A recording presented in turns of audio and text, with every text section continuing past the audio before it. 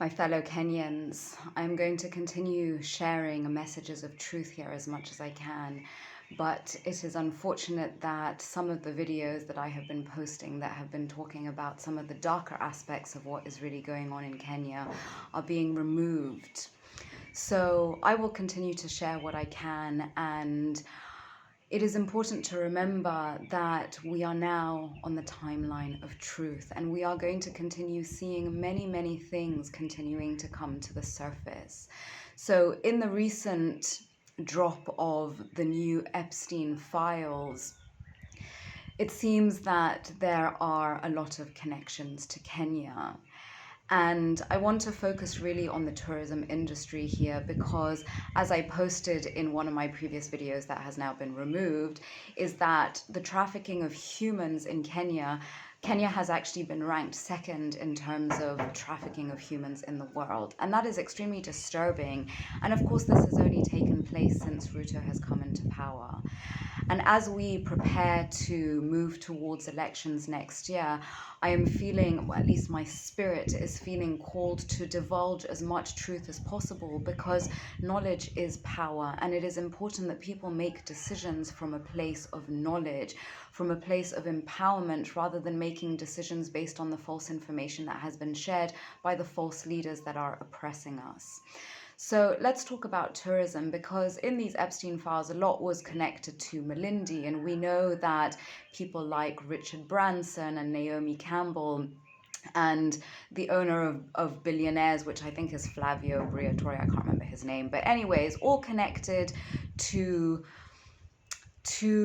dirty business, let's just put it that way. And again, we know that just like Epstein, Richard Branson has his own island there in the Caribbean, where most likely a lot of the same things happen. And even when we just look at the fact that his brand is called Virgin and that it is written in blood red, kind of makes you start to wonder. Then again, Naomi Campbell, who has been involved in a lot of these scandals, was previously, and I think she still currently is at the moment, was actually appointed an ambassador to Kenya for the Magical Kenya campaign, which is run by the Kenya Tourism Board. Now, we've known that along the Kenyan coast, the trafficking and sex holidays are very, very prevalent. Now, it's funny because when I moved to Diani a few years ago and being able, and I've seen a lot of very disturbing things whilst I've been here, so I reached out to the police and I asked them, what is it that we can do to help? Obviously, we can't do anything for people who are over age and for the women who choose to go into this, but we know that no woman really chooses to go into that line of work. It is generally desperation that pushes these people to do this.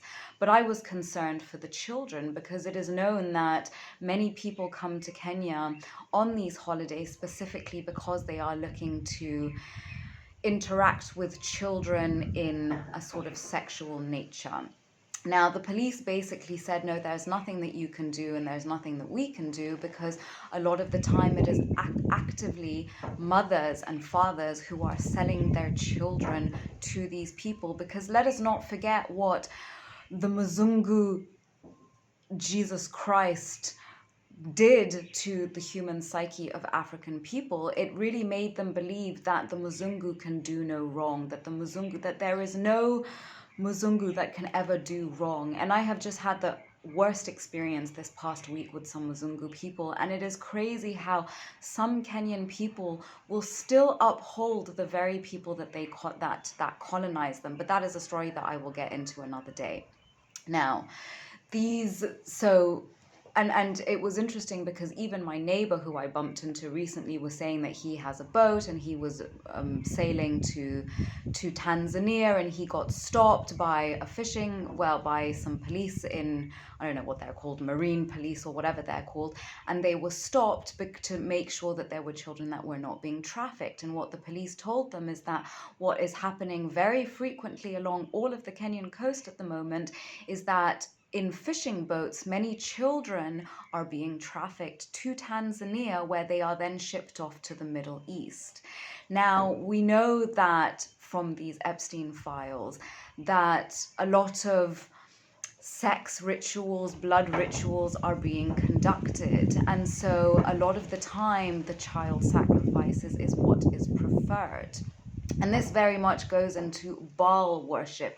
Now, if you remember, there was that whole Balenciaga advertisement that came out, I can't remember when it was, a year ago, 2 years ago, where they were showing images of children wearing bondage gear and very sexual in content, and Balenciaga was written Baal, basically putting it in plain sight what they're doing. But coming back to Tourism Kenya and the Epstein file, somebody who was connected or whose name popped up within the Epstein files was a woman by the name of Cookie Goldman. Cookie Goldman, who has a ranch up in Laikipia, where there have been many clashes between her and the local tribes, because what's interesting is, whilst I worked in the tourism industry here in Kenya, in the safari industry mainly, for about 8-9 years, one of the reasons that I chose to leave the industry was because of the sheer racism that happens blatantly in that industry. The way the industry is set up is done so in a way to make sure that Kenyans are not accessing anything that is actually Kenyan. The reason that they charge such high prices is to ensure that only the foreign Muzungus can actually access these places, and all of the Kenyan people who are working in these properties basically get paid nothing. But what we don't hear so much on the circuit is Laikipia. And of course, everyone goes to the Mara and Savo and Amboseli and all of these places. But Laikipia seems to only be reserved for the very rich and famous. And there are certain properties up there that it doesn't matter how much, that are extremely expensive to stay at. And it doesn't really matter how much money you own. It's all about who you know.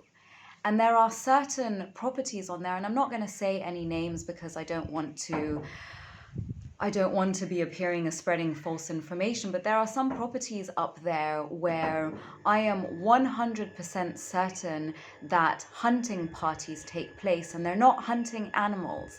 And the way these things are written on their website, one can see quite clearly that they are speaking the language to very specific people who know what they are saying. But when you know how to read between the lines, you know exactly what is going on.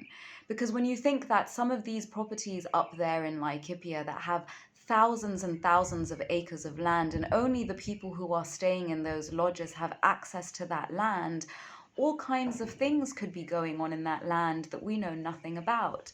And let's not forget that a lot of these properties that were converted into conservancies was land that was taken over by the British settlers during colonial times, and when it came to them having to pay taxes for their land, they conveniently turned them into conservancies so that they wouldn't have to pay the tax.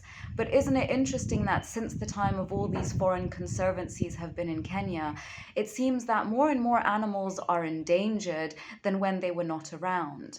So the Kenyan tourism industry is not at all what it seems, and a lot of the time the money that is being made from this industry is not really trickling back into the pockets of the Kenyans, but generally going into the pockets of the foreigners who hold these properties and hold this land.